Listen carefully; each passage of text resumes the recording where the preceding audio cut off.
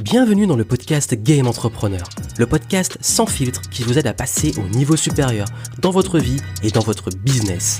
Ici Joanne Yangting, ma mission est de vous aider à gagner en clarté sur vos actions pour gagner en liberté et en impact afin de cultiver votre plus haut niveau d'excellence. C'est l'esprit Game Entrepreneur, voir la vie et le business comme un jeu. On passe les différents niveaux ensemble, on devient meilleur et surtout on kiffe le game. Prêt pour level up? Let's go!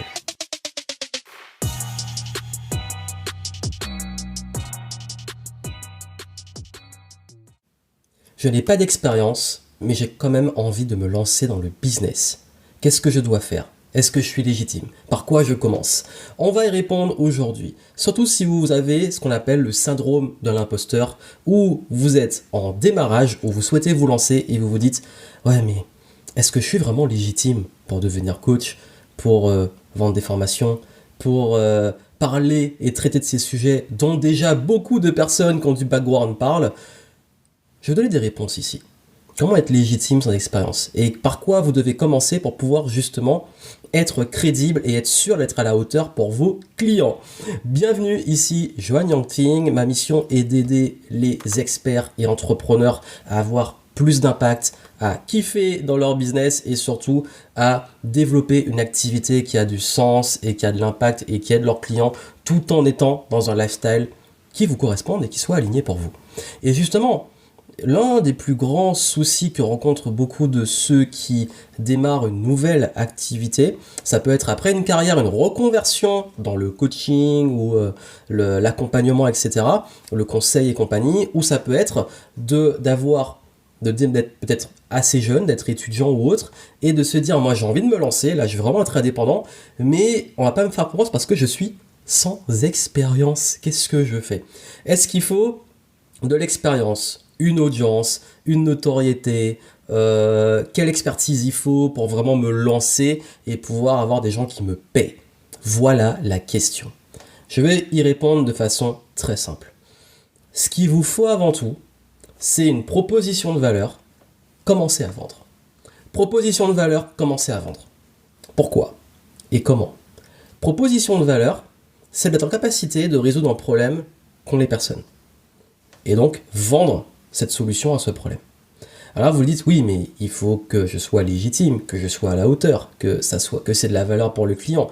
Et tant mieux. Si vous vous dites ça, si vous vous dites, je veux être sûr de bien faire les choses, d'être à la hauteur pour mes clients, vous avez une éthique professionnelle qui est extrêmement importante et qui a été, hélas, oubliée chez beaucoup de coachs et infopreneurs ou autres, qui se lancent en voulant absolument gagner de l'argent sans se soucier que le client derrière qui aura investi va avoir ce qu'il attend en termes de valeur.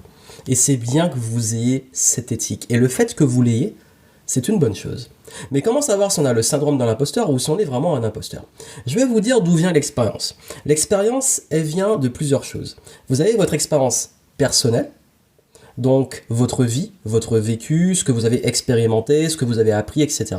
Vous avez ce qu'on appelle l'expérience professionnelle, donc ça peut être votre background, de vos métiers que vous avez faits, les postes que vous avez occupés, si vous avez déjà de l'ancienneté, et si vous êtes très jeune, par exemple étudiant, dans vos études, ce que vous avez fait, et si vous n'en avez pas fait, peut-être ce que vous avez expérimenté au niveau pro, etc. Et vous avez aussi ce que moi j'appelle l'expérience dans tout ça qui est pour moi transversale, qui est entre les deux, qui est comment une compétence ou une expérience que vous avez eue dans un domaine différent peut vous servir dans un autre domaine. Je vous donne un exemple très simple. Dans mon cas, l'expérience que j'ai eue en sport et en compétition qui peut m'aider au niveau du mindset de performance pour les entrepreneurs. L'expérience que j'ai eue en tant qu'étudiant, à l'époque où je parlais de productivité quand j'étais étudiant, de comment je m'organisais en tant qu'étudiant entrepreneur, même qui peut aider des entrepreneurs déjà bien établis qui ont du mal à gérer leur temps. Donc vous avez vu, c'est un autre contexte, c'est une autre type d'expérience, mais qui peut servir pour d'autres personnes. Donc ça, c'est les différentes formes d'expérience, sachant que vous avez aussi l'expérience que vous allez pouvoir développer. Et celle-là, elle est ultra importante. Parce que si vous vous dites, j'ai pas d'expérience et je suis pas légitime et je dois attendre l'expérience pour pouvoir travailler avec les personnes, vous oubliez l'expérience que vous avez déjà, vous oubliez l'expérience transversale et vous oubliez l'expérience que vous allez créer en pratiquant. Donc quand je vous dis vous devez avoir une proposition de valeur et aller vendre, c'est parce que plus tôt vous avez la proposition et plus tôt vous allez vendre, plus tôt vous gagnez en expérience. En vrai, pour démarrer, ce qu'il vous faut, c'est avant tout une décision.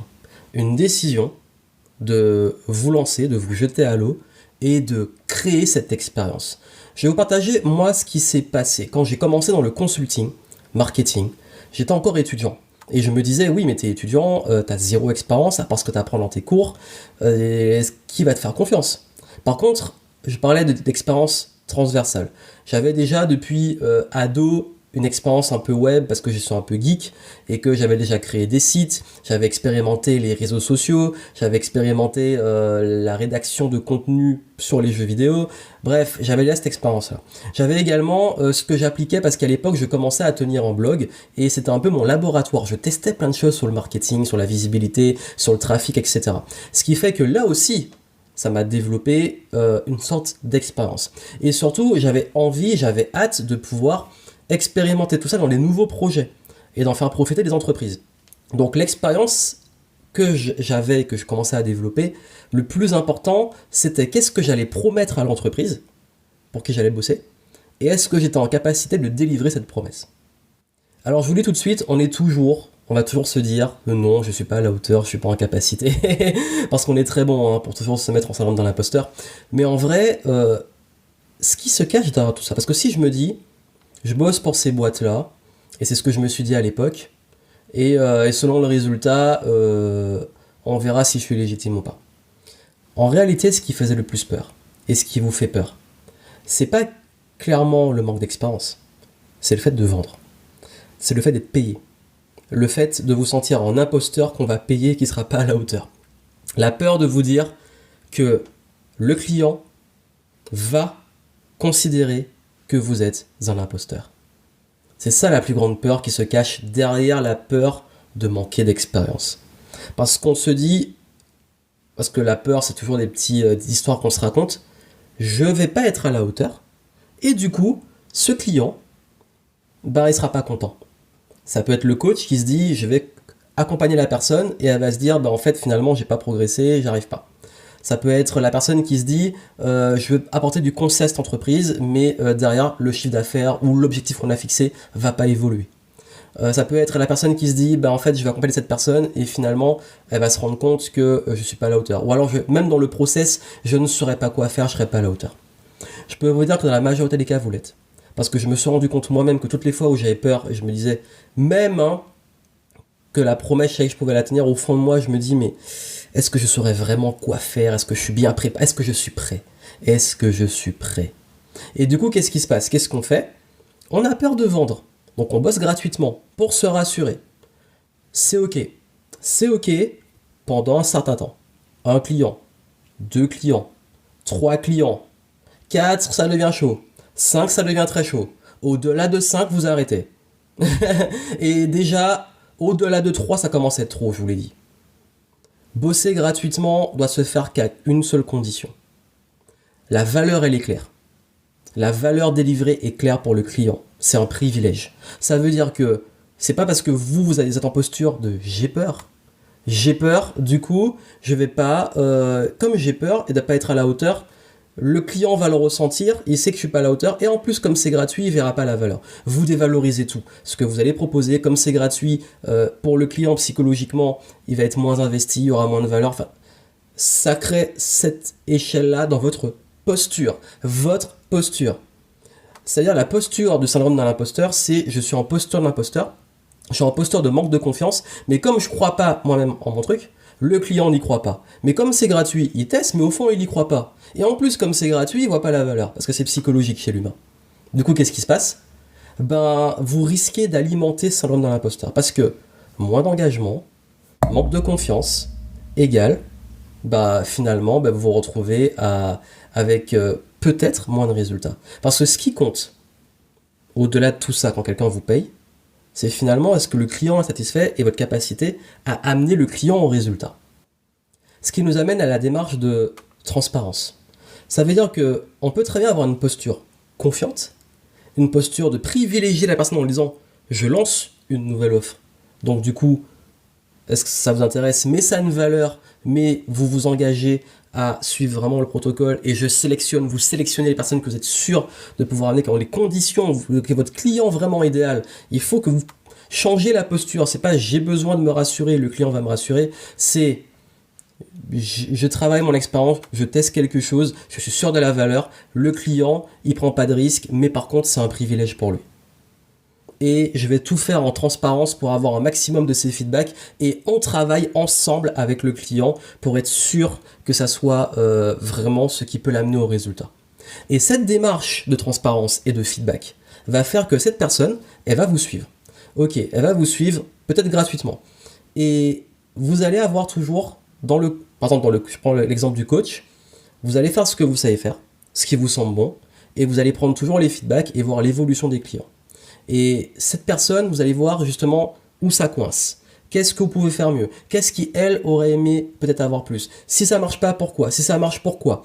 Identifiez tout ça et après, vous allez constituer une expérience, parce que c'est de l'expérimentation de votre méthode d'accompagnement. Et cette expérimentation va faire que justement, vous allez améliorer votre pratique. Parce qu'on améliore toujours ses pratiques. Et c'est d'ailleurs pour ça que je vais vous donner un conseil ultime, qui est que ça que je pense, et c'est ce que je dis au niveau endgame entrepreneur, que la pire façon de commencer, c'est de faire des formations en ligne. Parce que quand vous faites une formation en ligne, vous n'avez pas cet échange avec le client, vous n'avez pas ces feedbacks, vous ne comprenez pas exactement ce qu'ils vivent, vous ne comprenez pas quel est le process, vous ne comprenez pas si vous êtes en capacité de leur apporter des résultats.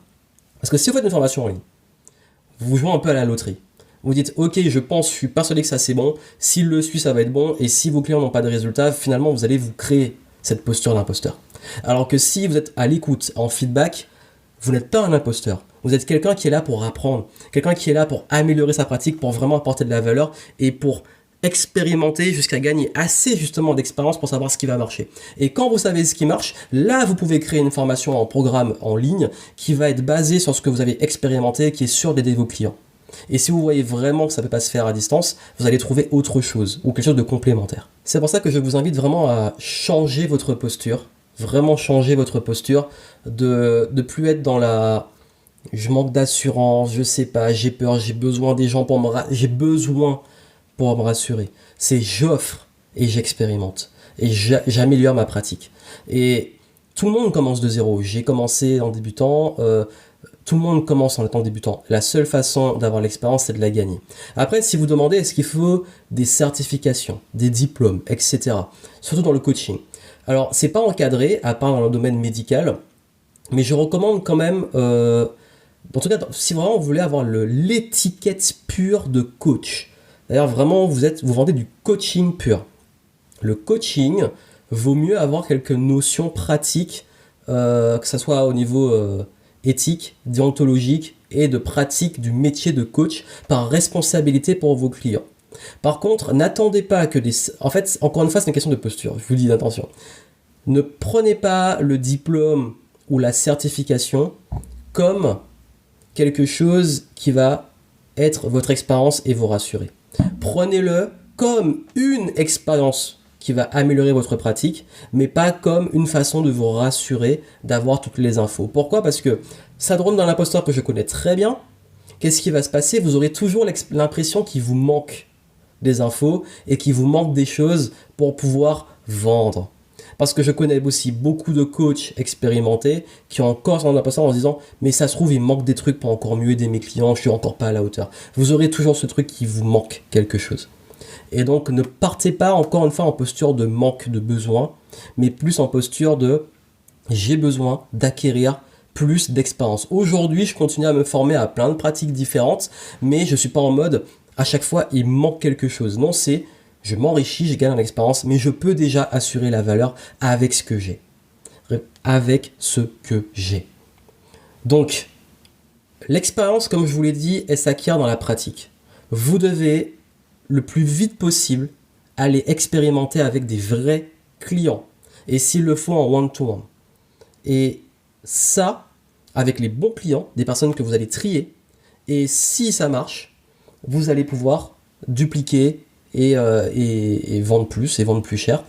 Et si ça marche pas, ben au moins vous pourrez vous remettre en question. Encore une fois, vous pouvez aussi faire des garanties, encore une fois, vous pouvez limiter les risques des clients, mais je vous parle vraiment en termes d'expérience. La majorité des gens sont à la hauteur pour délivrer, ils se disent pourquoi j'ai pas fait plus tôt, pourquoi j'ai pas vendu plus tôt, pourquoi j'ai pas vendu plus cher.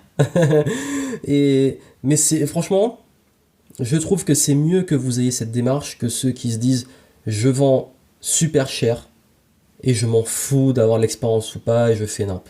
Ça, encore une fois, moi j'apporte de la nuance. C'est pas l'extrême dans lequel je rentre. Moi, je suis dans prenez votre expérience personnelle, votre capacité, dosez votre promesse pour savoir où vous amenez la personne et faites en sorte avec ce que vous avez de pouvoir amener la personne. Et généralement, vous l'avez. Ensuite, améliorer, expérimenter, continuer d'apprendre, mais ça, c'est sur toute votre carrière que vous allez expérimenter la pratique. Et ça, la bonne nouvelle, c'est que l'expérience, ça se gagne. C'est comme on dit, parfois, pour avoir un poste, il te faut 10 ans d'expérience, alors que tu te dis que, en fait, il faut bien que quelqu'un te donne une chance d'avoir cette expérience. Donc vous, en tant qu'entrepreneur, en tant que leader, c'est à vous de créer cette chance. N'attendez pas que quelqu'un vous donne une opportunité d'expérience. C'est à vous de changer de posture. Et j'insiste sur le mot posture. Je vous le répète tout le temps. Posture, posture, posture. Parce que la posture, dans ce cas-là, c'est ça qui change vraiment le game. C'est ça qui change votre game, votre énergie, votre confiance et votre capacité à pouvoir impacter positivement la vie de vos clients. C'est d'avoir la posture de la personne qui est confiante, qui est là pour aider, qui est là pour apprendre, qui est là pour prendre les feedbacks et pour expérimenter et progresser. Et rien qu'avec ça, vous allez voir que quand vous avez cette énergie-là, cette transparence-là, ça va très bien se passer avec vos clients. Parce qu'ils voient que vous avez une réelle intention d'aider. Et c'est ça qui fait la différence. Donc, retenez ça. L'expérience n'arrive que quand on expérimente, quand on fait. Et plus vous allez attendre, plus vous allez repousser ce truc. Et vous allez toujours garder un peu ce syndrome de l'imposteur, ce truc qui vous manque quelque chose. Et la seule façon de passer ces caps-là, c'est de continuer, encore une fois, de passer la peur de vendre et la peur de enfin être payé pour ce que vous avez comme valeur à apporter. Et ça, faites-le le plus tôt possible. Et allez voir ma vidéo sur comment être crédible et légitime quand on débute, si vous voulez avoir les pistes pour vos premiers clients, de comment vraiment les avoir et vendre à ses premiers clients. Et allez voir en descriptif ce que je vous ai mis pour pouvoir aller plus loin, pour ceux qui veulent se lancer, comprendre les différentes étapes, et ceux qui sont déjà lancés, qui veulent apprendre à vendre et à bien le faire, à bien savoir quoi faire avec leurs premiers clients. Donc je vous mets tout ça en descriptif, vous pouvez aller voir aussi l'autre vidéo sur comment être légitime et crédible quand on débute. Et je pense que ça vous aidera déjà à pouvoir passer ce cap. Depuis le temps que j'accompagne les clients, c'est vraiment ce qui aide. Donc mettez ça en pratique, abonnez-vous si ce n'est pas encore fait, et je vous dis à très vite.